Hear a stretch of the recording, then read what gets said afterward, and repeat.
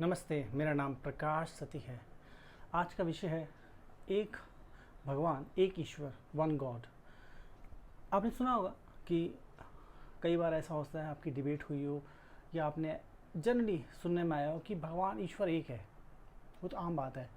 मतलब one God पे believe करना, एक ईश्वर पे बिलीव करना, बाकी सब झूठ है। मतलब बाकी और भी जो तरीका है वो सब गलत है। एक ईश्वर पे बिलीव करना ही सही है। अब ये कितना हद तक सही है, कैसे सही है, और हम इसको किस तरीके से अपने जीवन में उतार सकते हैं, और इसमें क्या कमियां हैं और इससे क्या नुकसान हो सकते हैं, और ये कितना साइंटिफिक है। कई सारे पहलुओं पे इनमें निगाह डाल लेते हैं, इससे आपको बहुत कुछ समझ आएगा डिटेल में जाके। अब आम तौर पे एक व्यक्ति जब भगवान की बात करता है तो मोटा मोटा है कि बोलेंगे कि ये भगवान की गलती है, या भगवान की वजह से, भगवान की कृपा थी, मैं मेरा काम हो गया, या भगवान की गलती है, उसने ऐसे कर दिया, मेरी किस्मत खराब है भगवान, या फिर भगवान से वही मन्नतें मांगना और ये सब चीज़ें। मतलब ये बहुत मोटा मोटा और सिंपल सी एक कॉन्सेप्ट है जो सबको समझ आ जाता है कि मतलब भगवान की कृपा है, मतलब भगवान ने तुम्हारे साथ है। बोलते ना, भगवान तुम्हारे साथ है, भगवान तुम्हारे साथ नहीं, तुम्हारे साथ है। और बड़े एकदम एक एनर्जी आई थी, जोश आया था, हाँ हाँ, विश्वास आया था, वेरी गुड, कि भगवान मेरे साथ है या भगवान मेरे अगेंस्ट है, तो डर आ गया। तो ये मोटा मोटा कॉन्सेप्ट है, सभी को समझ आ जाता है कि भगवान मेरे फेवर में है। तो लाइफ को जियो सिंपल तरीके से, भगवान देने वाला है, कुछ गड़बड़ हो जाए हो, भगवान ने मेरे घर में आग लगा दी, भगवान ने मुझे घाटा दिला दिया, तो भगवान के पास पहुंच जाओ। मतलब मैं भगवान बोल रहा हूँ, जनरली अलग अलग भाषाओं में, अलग अलग देशों में, अलग अलग स्थानों पे और समय के अनुसार ये नाम बदल भी सकते हैं। जैसे इंग्लिश में से गॉड बोलते हैं, और भी कई प्रकार है कि गॉड मेरे फेवर में है या नहीं है, कि वो मेरी फसल ख़राब हो गई तो भगवान ने मेरे करा, तो भगवान को कोसते हैं। फसल अच्छी हुई तो वो भगवान ने कृपा कर दी। तो एक तरीके से वो स्लेवरी हो गई भगवान की, कि जाने अनजाने। मगर एक सिंपल जीवन में ये कहीं हद तक सही है। अगर हम भारत की बात करें, देखो आमतौर पे साधारण मोटी मोटी बात में ये तो समझ आ गया कि भगवान ने किया, जिसमें कुछ दिमाग लगाने की जरूरत नहीं है। और जो मैं समझाता हूँ उसमें क्या करना पड़ता है, उसमें बहुत डिटेल में जाना पड़ता है, सूक्ष्म जाना पड़ता है, उसको मनन करना पड़ता है। 50 बार मनन करोगे तब जाके समझ आएगा कि भगवान क्या, ईश्वर क्या है। अब कई सारे रिलीजन अलग अलग माहौल में पैदा हुए। जैसे इस्लाम पैदा हुआ, वो जिस माहौल में पैदा हुआ, मतलब कि वहाँ पर बहुत ज़्यादा जैसे भारत का माहौल है इस तरीके से एक एटमोसफेयर नहीं था, इस तरीके से हरियाली नहीं थी, चीज़ें नहीं थी, नदियाँ नहीं थी बहुत सारी, ठीक है, बहुत पॉसिबिलिटी नहीं थी। और क्रिश्चियनिटी भी लगभग वहीं पर उसी स्थान में पैदा हुई। अब उनका जो समझ बनी ना, वो उसके हिसाब से बनी। क्योंकि कहीं भी कोई चीज़, एक विचार उत्पन्न होता है तो एक माहौल के हिसाब से होता है। एनीवेज, पहले क्रिश्चियनिटी है, फिर बाद में इस्लाम है, और उसके बाद तो फिर बहुत सारे और रिलीजन है, वो अलग बात है। अब इसमें क्या है कि एक व्यक्ति, मान लीजिए एक समाज है, वो मोटा मोटी बात जानता है, मोटा मोटा बात जानता है कि भगवान ने कर दिया, ये तरीका भगवान को पूजने का, और ये तरीका गलत है, इसके अलावा जो भी वो गलत है, ठीक है। भगवान ने मेरे साथ है तो नैया डूब गई, भगवान मेरे साथ है तो नैया लग गई, भगवान साथ नहीं है तो नैया डूब गई। जैसे बोलते हैं राम भरोसे, नैया राम भरोसे। अगर राम भरोसे है तो मतलब राम अगर साथ है तो नैया पार हो जाएगी, राम साथ नहीं तो नैया डूब जाएगी। ऐसी लाइफ जीने में पहले के समय बिल्कुल सही था, ये कोई दिक्कत नहीं थी। मगर जब क्या होता है कि एक विचारधारा है, मान लीजिए एक विचारधारा, वो किसी भी देश में कहीं भी हो सकती है, वहाँ सभी एक तरीके की विचारधारा मानते हैं। तो अब जब वो विचारधारा के साथ दूसरी जब विचारधारा मिक्स होती है ना, तो यहाँ पर तब जाके कॉन्फ्लिक्ट पैदा होता है, दिक्कत आती है। एक विचारधारा के लोग हैं तो उनमें कॉन्फ्लिक्ट नहीं होगा कि हाँ जी ये बैठ के जो है प्रेयर करते हैं तो वो कोई दिक्कत नहीं, वहाँ खड़े होकर करते हैं तो वहाँ भी कोई दिक्कत नहीं है, क्योंकि वहाँ सब खड़े होकर करने वाले हैं, बैठ के करने वाले, फॉर एग्जाम्पल, ठीक है। तो उनका एक तरीका है, तो कोई कॉन्फ्लिक्ट नहीं। मगर क्या होता है, जैसे कि अब मान लीजिए भारत है, भारत में अलग अलग तरीके की बहुत बहुत पॉसिबिलिटी है भारत में। अब यहाँ पर कोई दूसरी विचारधारा में ले तो यहाँ पर क्या हो, कॉन्फ्लिक्ट होने का सीधी सी बात है। क्योंकि यहाँ पर क्या है कि जो अब तक मान्यता थी, अब उस मान्यता को दूसरी चीज़ चैलेंज करने आ गई। अगर हम भारत की बात करें, भारत में भगवान को, ईश्वर को क्या देखा जाता, किस तरह का दिखाया जाता है, और ये वन गॉड का कॉन्सेप्ट किस तरीके से सही नहीं है पूरी तरीके से, मैं आपको बताता हूँ कैसे।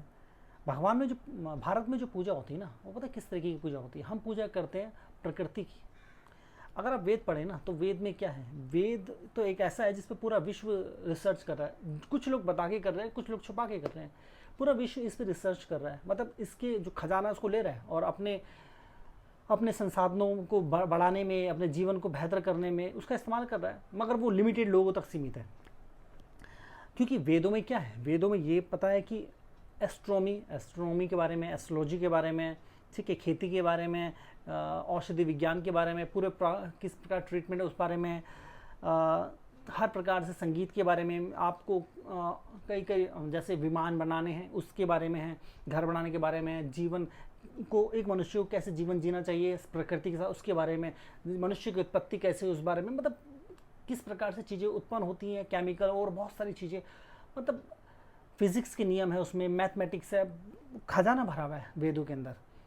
अब अगर स्कूलों में अगर वेद पढ़े, मान लीजिए लोग पे वेद पढ़ने लग जाएं और फिर उनको पता लगेगा कि हम अब तक क्या पढ़ रहे थे, कि मतलब स्कूल और कॉलेज में हमारा तो मतलब क्या हमारे साथ पागल ना है गया, हमारा तो समय बर्बाद कर दिया गया, क्योंकि वेदों में सारा ज्ञान बटा हुआ है। अब तक हमें क्या व्यर्थ की चीज़ें पढ़ा रहे थे, हमारा तो पूरा जीवन खराब कर दिया अगर वो पढ़ ले जान ले तो।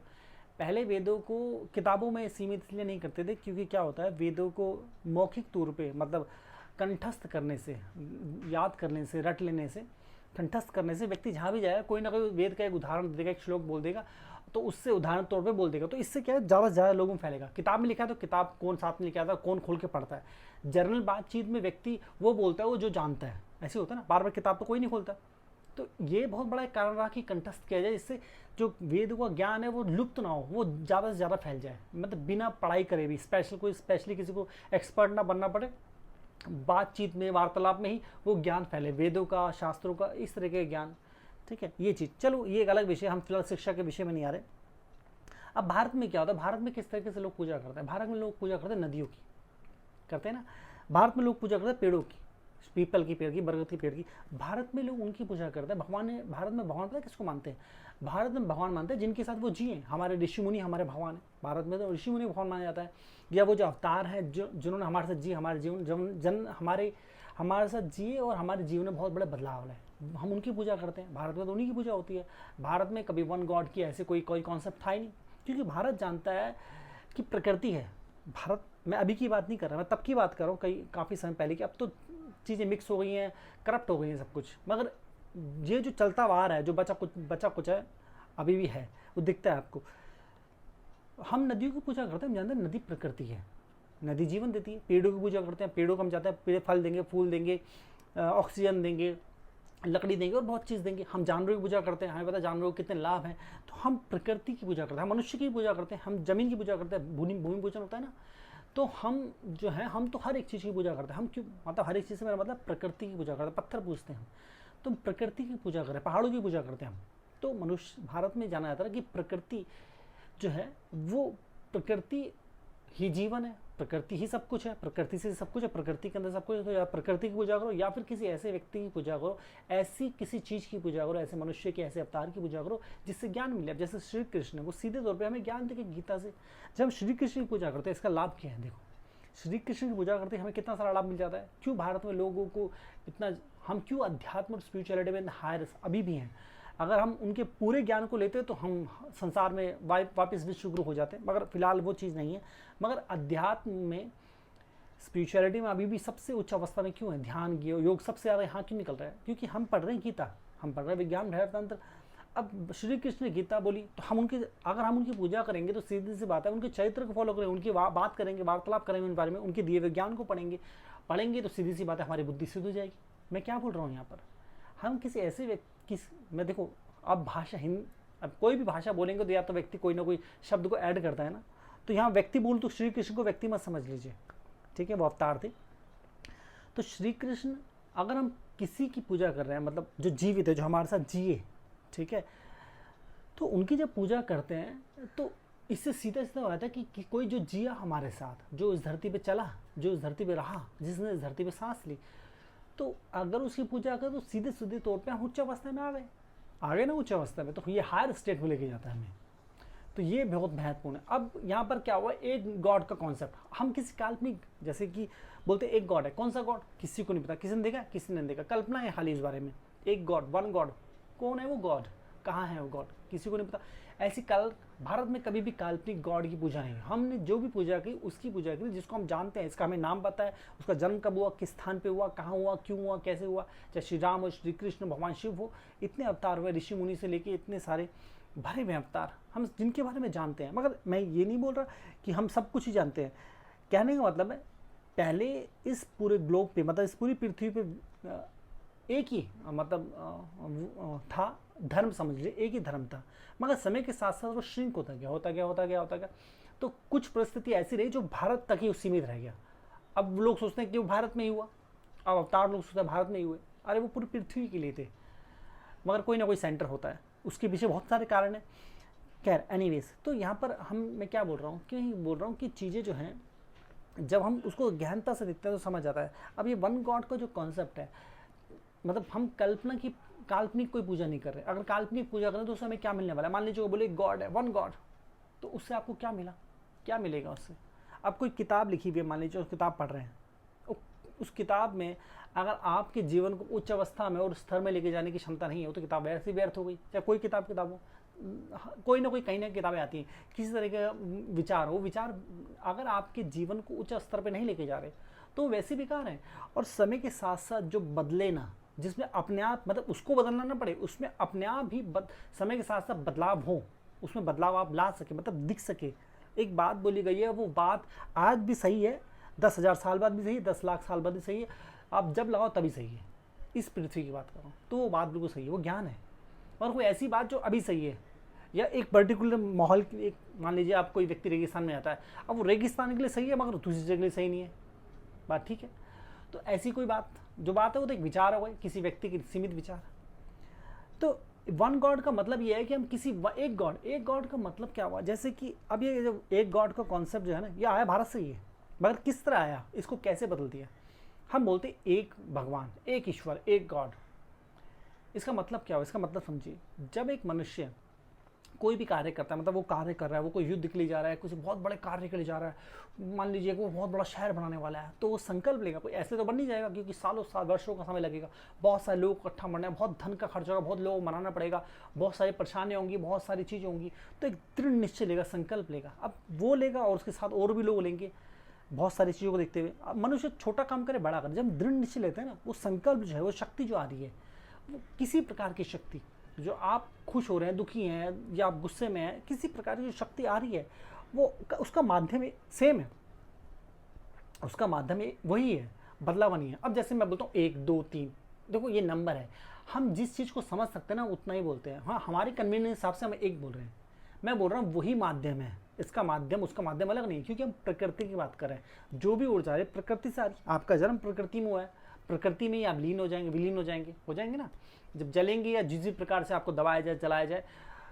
तरीके कौन से सही है मैं उस पर नहीं बोल रहा, मैं यहाँ पर ये बोल रहा हूँ कि जो भी प्रकार से आपको आपका अंतिम संस्कार हो, उस अंतिम संस्कार में आप विलीन हो जाएंगे, इस प्रकृति में हो जाएंगे ना। तो इससे क्या समझ आता है, ऐसा समझ आता है कि मैं बोल रहा हूँ कि यहाँ पर जो भी ऊर्जा आपके अंदर है और आप जो ले रहे हैं, फल खाना, फ्रूट खाना, वो सारी ऊर्जा प्रकृति से आ रही है, वो संकल्प की ऊर्जा भी प्रकृति से आ रही है, एक ही माध्यम, एक है। अब मैंने बोला एक ही भाषा आ गई, एक ही माध्यम है, या वही माध्यम है, मतलब जो माध्यम आपका है वही माध्यम उसका है, ठीक है, समझे ना। तो वही माध्यम होने से हम बोलते हैं एक ही माध्यम। एक का मतलब नंबर नहीं, 1 2 3, ईश्वर एक क्यों, 2 की नहीं हो सकते, 3 की नहीं हो सकते, 1000 की नहीं हो सकते, 1 लाख की, करोड़ की नहीं हो सकते, क्या दिक्कत है, क्या दिक्कत क्या है, कोई दिक्कत नहीं, एक ही क्यों, मगर एक ही है तो फिर बात वही है ना। अब वो बोलेगा हम तो एक को मानते हैं, तुम एक को नहीं मानते, तुम अलग अलग मानते हो, तो बस हो गया कॉन्फ्लिक्ट। अब कॉन्फ्लिक्ट हो गया, सारी गड़बड़ यहीं पर होगी, क्योंकि हमें ये विचार बदलना पड़ेगा। देखो मैं यही तो बता रहा हूँ कि कॉन्फ्लिक्ट का कारण क्या है, कॉन्फ्लिक्ट का काम है, कारण ही है कि एक व्यक्ति अगर स्ट्रांगली किसी विचार को मानता है। भारत में सबसे अच्छी चीज़ ये थी, भारत की संस्कृति आज तक है और इतनी फ्लरिश क्यों हुई, क्यों हम विश्वगुरु हुए, क्यों हमारे पास इतना ज्ञान और खजाने हैं, क्यों लोग हमें ज्ञान के रूप में देखते हैं आज भी। कारण ये क्योंकि भारत में कभी भी किसी भी चीज़ को इम्पोज नहीं किया गया, यहाँ पर इंडिविजुअल जागृति के ऊपर जोर दिया गया। मतलब एक व्यक्ति है तो उस व्यक्ति को किसी भी पर्टिकुलर चीज़ के साथ नहीं बांधा गया, उसको पूर्ण रूप से आज़ादी दी गई, फ्रीडम दिया गया कि वो उस आज़ादी और फ्रीडम के साथ जिस तरीके से चाहे उस तरीके से अपने जीवन को उच्च अवस्था में लेके जाए। उसका माध्यम कुछ भी हो सकता है, वो नाच की उस अवस्था में, उच्च अवस्था में जाए, गा के जाए, ऐसे ध्यान में बैठ के जाए, या जिस प्रकार से वो जाना चाहे, या कुछ भी ना करे, मगर दूसरी जगह ऐसा नहीं है, दूसरी जगह चीज़ों बांध दे कि अगर आपने ये नहीं किया, अगर आप इस पर्टिकुलर जगह नहीं गए, अगर आपने ऐसा नहीं किया तो ये बहुत गलत है, आपकी गर्दन काट दी जाएगी, ये कर दिया जाएगा, वो कर दिया जाएगा, वगैरह वगैरह वगैरह। और उस कॉन्फ्लिक्ट से आप देखिए संसार का क्या हाल है। तो ये जितने भी रिलीजन बने हैं, जितने भी, ये सब के सब व्यर्थ हैं, इनको हट जाना बहुत ज़रूरी है। क्योंकि भारत में कभी रिलीजन जैसे कोई चीज़ नहीं थी। मैंने बोला नदियों की पूजा करने वाले व्यक्ति हैं। अब नदी की पूजा व्यक्ति अलग अलग तरीके से करते हैं। कोई नदी के पास आकर बैठा ध्यान लगाता है, कोई नदियों में फूल चढ़ा रहे हैं, कोई गाने गा रहे हैं नदियों के, कोई उस पर कविताएं लिख रहा है। भारत में अलग, मतलब यहाँ पर कोई बंदिश नहीं थी, मगर यहाँ बंदिश कर दिया है कि आप ऐसे ही करना पड़ेगा, इस तरीके से करना पड़ेगा, लिमिटेड कर दो, इसके अलग करा तो पाप और पुण्य आ गया, मतलब आप बन गए पाप पुण्य में। तो यहाँ जो वन गॉड है ना, वन गॉड, ये सिर्फ और सिर्फ कोरी कल्पना और उससे ज़्यादा कुछ नहीं। वन का सिर्फ इतना ही मतलब है, हम प्रकृति, देखो हम बोलते हैं ना 1 2 3 गिनती गिन रहे हैं, क्योंकि हम इतना ही समझ सकते हैं, 1 2 3 4 5, मतलब गिनती गिन रहे हैं हम, क्योंकि हमारी समझ इतनी है। तो हम एक प्रकृति बोल रहे हैं, प्रकृति किसी नंबर से नहीं बनती हुई। तो हम अपनी कन्वीनियंस के हिसाब से जितना हम समझते हैं, इसलिए हम बोल रहे हैं एक, तो इसलिए हम बोल रहे हैं एक ईश्वर। मैं बोल रहा हूँ ए से वही माध्यम, मैं बोल रहा हूँ वही माध्यम। अगर मेरे अंदर आत्मा है तो आप में भी आत्मा है, वो आत्मा एक नहीं है, आत्मा एक नहीं है। आप में आत्मा है, मुझ में आत्मा है, आत्मा है ना, तो आत्मा एक ही है। या फिर कंफ्यूजन हो गई। तो कहने का मतलब क्योंकि हम जो बोल रहे हैं ना, वो बोलना बहुत सीमित है। मैं यही तो बोल रहा हूँ कि जब हम ईश्वर को समझने की कोशिश करते हैं तो हम किसी काल्पनिक ईश्वर की बात में चले जाते हैं। वो ईश्वर वैसा होगा, कहीं बैठा होगा, वो वैसे वाले हेवन में बैठा होगा, ये सोच लेते हैं। जब हम अपनी प्रकृति छोड़ के उस ईश्वर की कल्पना में लग जाते हैं और कुछ आडंबर करने लग जाते हैं, तो हम कहीं प्राप्त नहीं होते किसी अवस्था को। अगर आप फ्लरिश होना चाहते हैं, अगर मानवता फ्लरिश होना चाहती है, अगर मानवता जब भी फ्लरिश होगी और हो, उसके लिए यही तरीका है कि किसी को भी बांधा ना जाए किसी पर्टिकुलर चीज़ में। जैसे भारत में चाहिए थी, इस तरीके से शिक्षित किया जाए। अभी लोग शिक्षित नहीं हैं क्योंकि उनको ये नहीं पता कि प्रकृति से कैसे तालमेल बिठाना है, प्रकृति से कैसे तालमेल बिठाना है, प्रकृति का क्या महत्व है हमारे जीवन में, मनुष्य से किस तरह के तालमेल बिठाना है, तो सब चीज़ें। मगर हम जब चीज़ों को पर्टिकुलर कर देते हैं, ये इस तरह रहेगा, वो उस तरह रहेगा, ये ऐसा होना चाहिए, वो वैसा होना चाहिए, इन चीज़ों से चीज़ें बंध जाती हैं।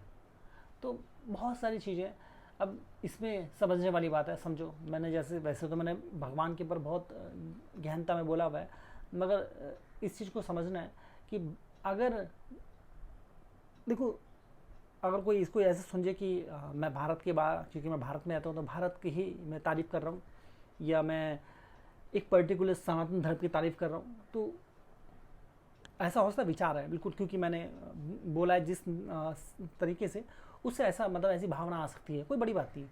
मगर मैं यहाँ पर क्या बताना चाह रहा हूँ, मैं बताना चाह रहा हूँ आपको कि अगर आप अपने जीवन को अपने जीवन में ग्रोथ देना चाहते हैं, आप चाहते हैं आपका जीवन ग्रो हो, आप उच्च अवस्था को प्राप्त हो, ध्यान रहे भूख लगेगी तो भोजन ही करोगे। मैंने क्या बोला, अगर भूख लगेगी तो भोजन ही करोगे। भोजन कहाँ से आया वो नहीं पूछोगे, भूख लगेगी तो भोजन करोगे। प्यास लगेगी तो पानी पियोगे, पानी कहाँ से, यही नहीं पूछोगे। जब चोट लगेगी, दर्द होगा तो औषधि चाहिए, फिर नहीं पूछोगे कौन इलाज कर रहा है, नहीं पूछोगे ना, कोई नहीं पूछता। तब ये सब बातें खो जाती हैं। कोई किसका कितना विरोध कर ले, भूख लगी तो खाना चाहिए भैया, खाना चाहिए, काम नहीं चलेगा बना, पानी चाहिए, प्यास लगी तो, और चोट लग गई, बीमार हो गए, दवाई चाहिए, कौन इलाज करे, फर्क नहीं पड़ता, बाकी सब व्यर्थ है। समझो मैं क्या बोल रहा हूँ। इस चीज़ को समझ गया ना जो व्यक्ति, उसका जीवन रूपांतरित हो जाएगा। ये जो मैंने जो वीडियो में बोला है ना, मैं मानता हूँ कि मैंने जो बोला है वो काफ़ी वास्ट है, वो एकदम से समझ नहीं आएगा उसको। जब तक आप बार बार बहुत ध्यान से नहीं समझते ना, जीवन रूपांतरित नहीं हुआ आपका।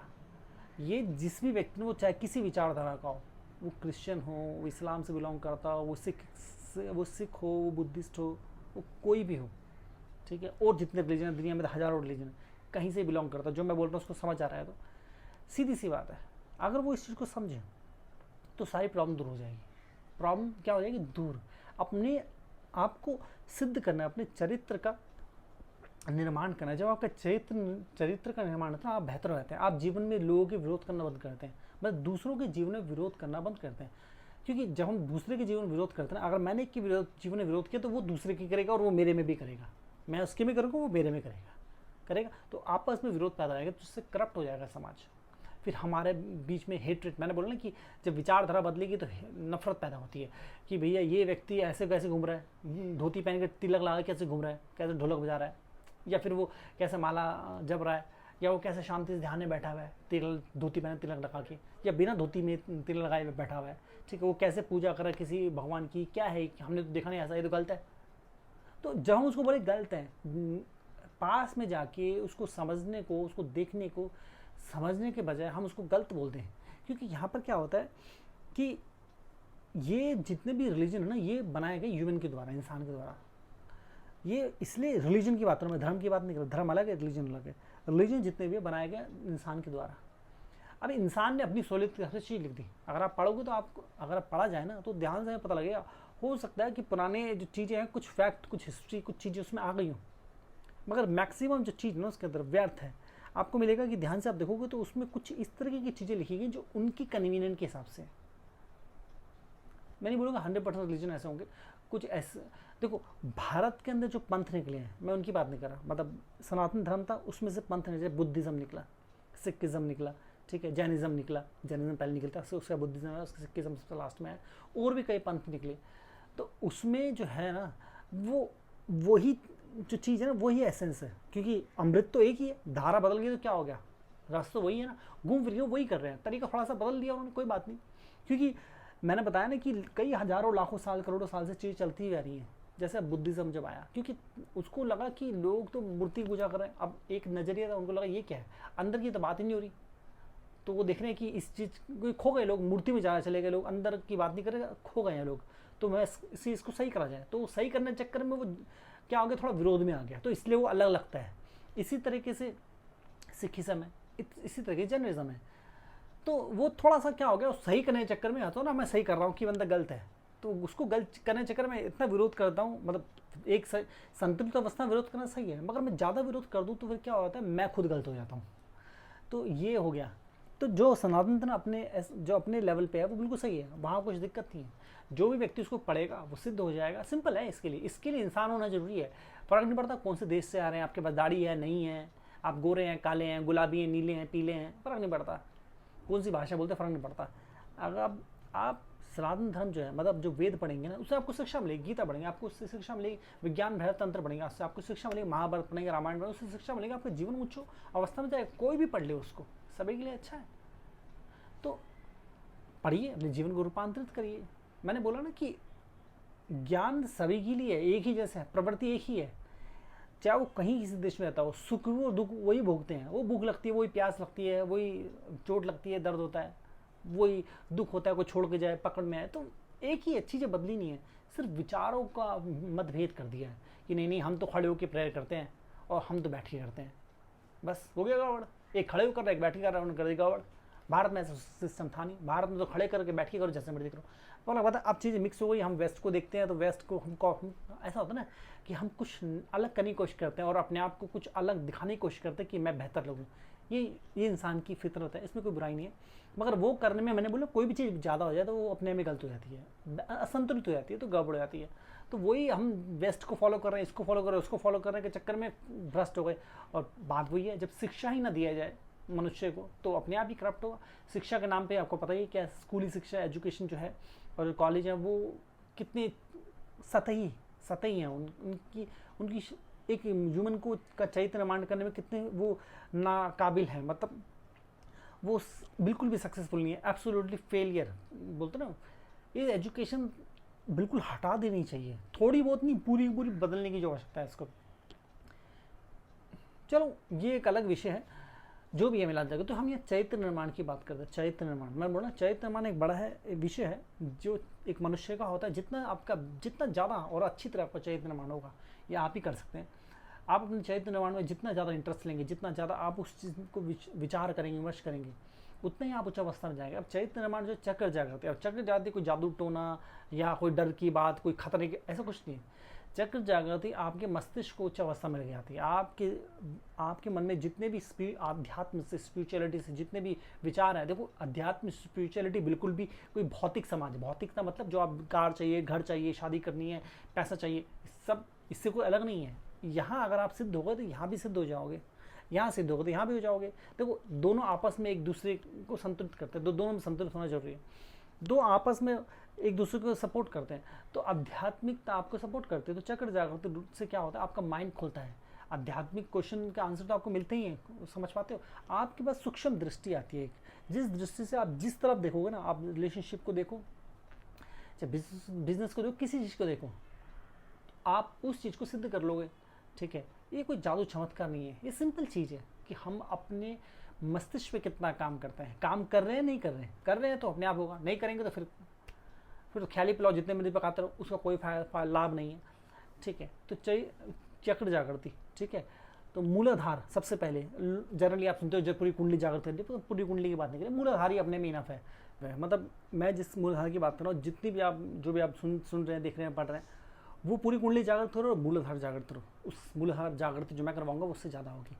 ठीक है, तो इसके अलावा माइंड पावर सेशन और भी कई सेशन है। इसके अलावा जन्म कुंडली बहुत महत्वपूर्ण है। इसमें आपका पाम स्टडी किया जाता है डीपली, आपके प्लानिटरी सिस्टम देखे जाते हैं, आपके पूरे डेट ऑफ बर्थ के हिसाब से 1 हफ्ते तक डीप स्टडी करता हूँ, जिससे आपका पूरा माइंड जो है पूरा खोल के रहता हूँ आपके सामने कि क्या चीज़ें जो आपको फेल कर रही हैं, करी थी, कर सकती हैं, क्या चीज़ें आपको नुकसान पहुँचा रही हैं, चाहे आपको रिलेशनशिप हो, आपका बिजनेस हो, जॉब हो, स्टडी हो, कुछ भी हो, हर एक चीज़ छोटी छोटी बड़ी से बड़ी अपने माइंड को जान जाते हैं, अपने आप को जान जाते हैं। और इसमें रेमेडीज भी है, बहुत कुछ है, मतलब ये बहुत प्रेशियस सेशन है। ठीक है, ये सेशंस है, जैसे मैंने बताया चक्र जागृति, माइंड पावर, जन्म कुंडली, ये सब सेशंस हैं। इन सेशंस को बुक कर सकते हैं, वेबसाइट है prakashsathi.com, नीचे लिंक दिख रहा है आपको, उस पर आके बुक कर लें आप। इसके अलावा बुक है फ्यूचरिस्टिक गीता, हिंदी इंग्लिश दोनों भाषा में, केवल और केवल हमारी वेबसाइट में मिलती है, prakashsathi.com पे मिलती है। ठीक है, तो आप ना चरित्र निर्माण करें। ठीक है, मैं आपका पूरी मदद करूंगा इसमें। अगर आप सेशन बुक करते हैं तो आप मेरे से 1-on-1 सेशन लेंगे, मैं आपको बताऊंगा हर एक चीज़, आपके हर सवाल का जवाब दूंगा, आपको अवेकन करूंगा, उच्च अवस्था में लेके जाऊंगा। देखो चाणक्य जो थे वो इसी माध्यम से उच्च अवस्था में पहुँचे थे, स्टीव जॉब भी, उन्होंने भी अपने चक्र अवेकन किए थे और उच्च अवस्था में पहुँचे थे, ऐसे बहुत सारे। और मैं स्वयं एक एग्जाम्पल हूँ आपके सामने, चक्र अवेकन करके साधना करके पहुँचा था। तो मैंने 21 साल की साधना के बाद ये बुक लिखी है फ्यूचरिस्टिक गीता। ठीक है, तो गलती से भी गलती न करें चुकने की। तो मेरा जितना भी अनुभव 21 साल की साधना का और जो सालों साल का सिखाने का, वो सब अनुभव आपको दे दूंगा उसमें। ठीक है, तो मैं उम्मीद करता हूँ आपको समझ आ रहा है। अपने जीवन को रूपांतरित होने दें और उच्च अवस्था को प्राप्त हो। आज के लिए इतना, नमस्ते।